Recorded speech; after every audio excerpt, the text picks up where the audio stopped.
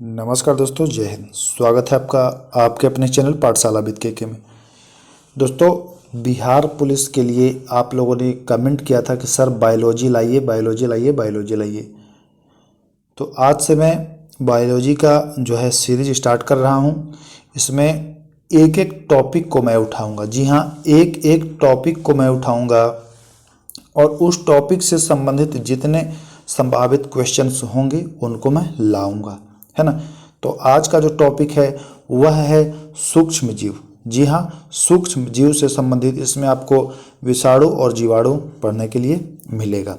इससे संबंधित जितने भी क्वेश्चन हैं उसको हम लोग करते हैं। तो शुरू करते हैं। पहला क्वेश्चन, विषाणु क्या कहे जा सकते हैं?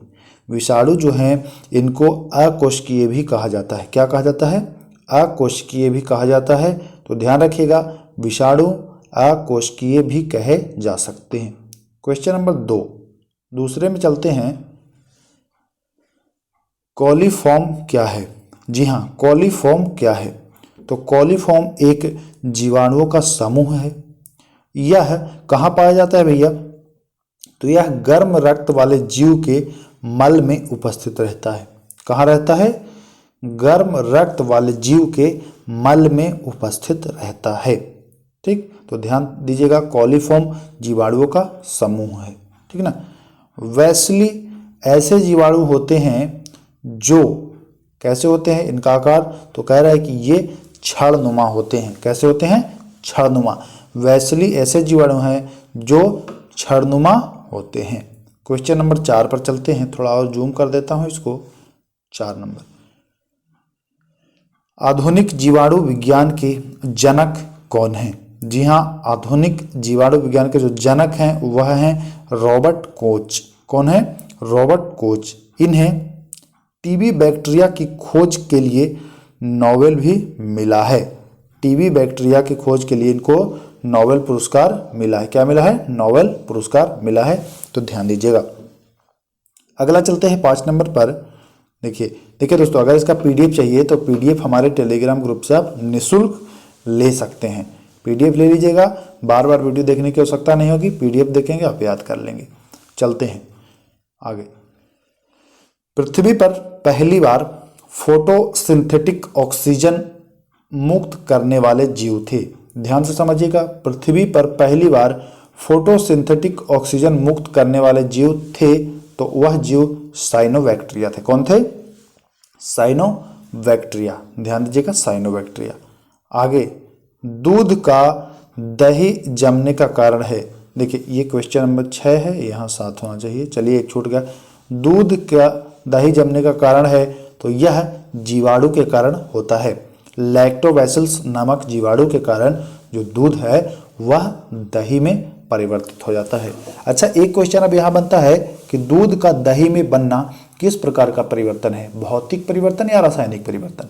तो देखिए दोस्तों, भौतिक परिवर्तन वह होता है जो पुनः अपनी स्थिति को लौट आए। ठीक ना।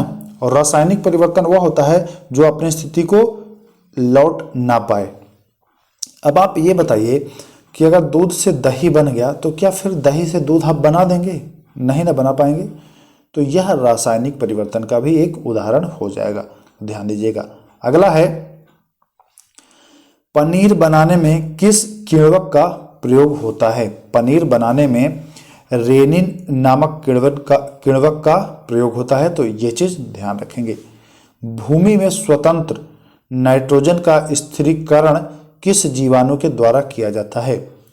एजेटोबैक्टर होता है दोस्तों। कौन होता है? एजेटोबैक्टर। इससे पहले मैं आपको बता दूं कि अगर पीडीएफ प्राप्त करना चाहते हैं तो आप हमारे टेलीग्राम ग्रुप से जुड़ जाइए।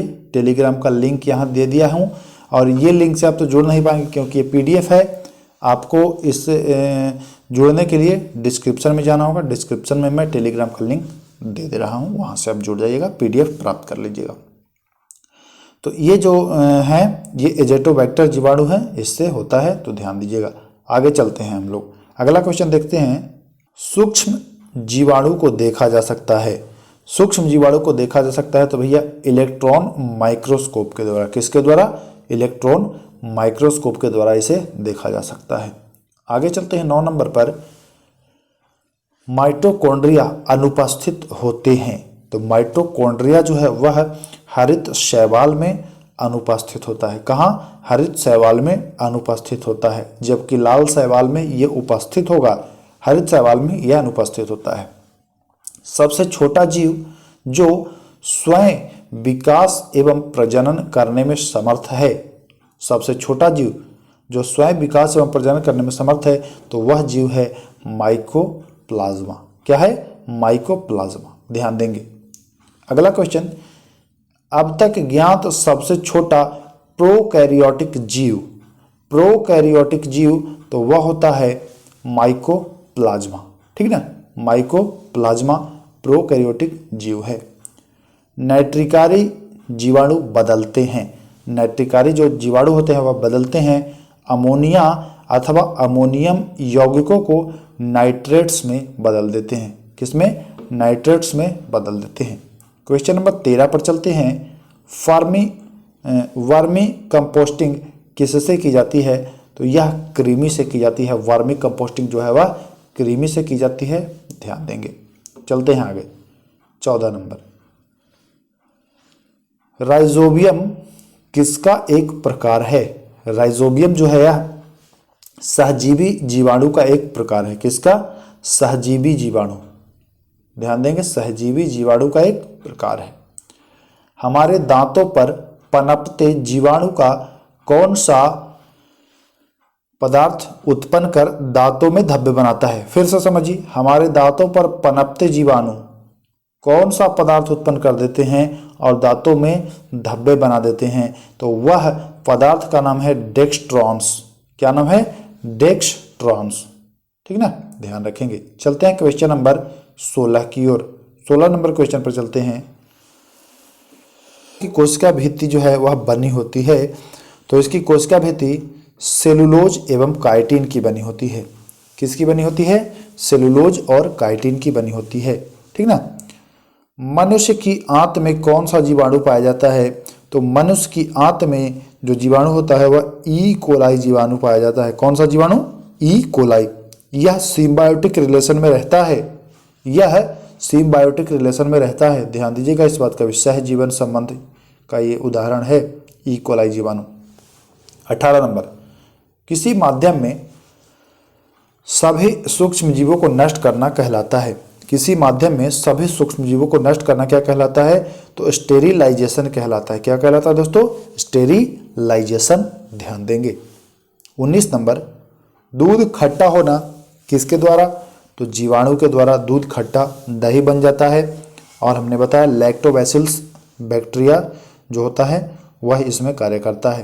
क्वेश्चन नंबर 20, वे सूक्ष्म जीव जो सड़े गले पदार्थों को सरल पदार्थों में बदल देते हैं कहलाते हैं। वे सूक्ष्म जीव जो सड़े गले पदार्थों को सरल पदार्थों में बदल देते हैं वह अपघटक कहलाते हैं। क्या कहलाते हैं? अपघटक। ध्यान देंगे। पोषकों का वायुमंडल में जिन कुछ सूक्ष्म जीवों की सहायता से पुनः चक्रण होता है उन्हें क्या कहते हैं? कहने का मतलब है कि पोषकों का वायुमंडल में जो सूक्ष्म जीवों की सहायता से पुनः चक्रण होता है उन्हें क्या कहते हैं? तो उन्हें अपघटक कहते हैं। क्या कहते हैं? अपघटक। उसका पुनर्चक्रण करता है। जीव एवं निर्जीव के बीच की कड़ी तो वायरस है, विषाणु है। सजीव और निर्जीव के बीच की कड़ी माना जाता है। विषाणुओं का आनुवंशिक पदार्थ है डीएनए या आरएनए। या है डीएनए या आरएनए, मतलब डीएनए है या तो आरएनए है। ये नहीं कि डीएनए और आरएनए नहीं, डीएनए या आरएनए। ध्यान दीजिएगा। 24 नंबर, जीवाश्म कैसे बनते हैं? जंतु वातावरण की परिस्थितियों द्वारा नष्ट हो जाए तथा फिर मिट्टी में दब जाए, जीवाश्म बन जाता है। कोई जंतु जो है यह वातावरण की परिस्थितियों द्वारा नष्ट हो जाए और फिर मिट्टी में दब जाए, बहुत दिन के बाद ये जीवाश्म बन जाएगा। ठीक ना, तो ध्यान रखेंगे। 25 नंबर, हेट्रोसिस्ट नामक रचनाएं किन में पाई जाती हैं? तो यह साइनोबैक्टीरिया में पाई जाती हैं, साइनो जीवाणु में पाई जाती हैं हेट्रोसिस्ट नामक रचनाएं। लैटिन में वायरस का अर्थ क्या है? लैटिन भाषा में जो वायरस यानी विषाणु है इसका अर्थ क्या है? तो विष से ही बना है विषाणु, तो विष इसका राइट आंसर। 27 नंबर, जीवाणु कोशिका में सूत्र कणिका की संख्या तो 0, सूत्र कणिका की संख्या जो होती है वह 0 होती है, ध्यान रखेंगे।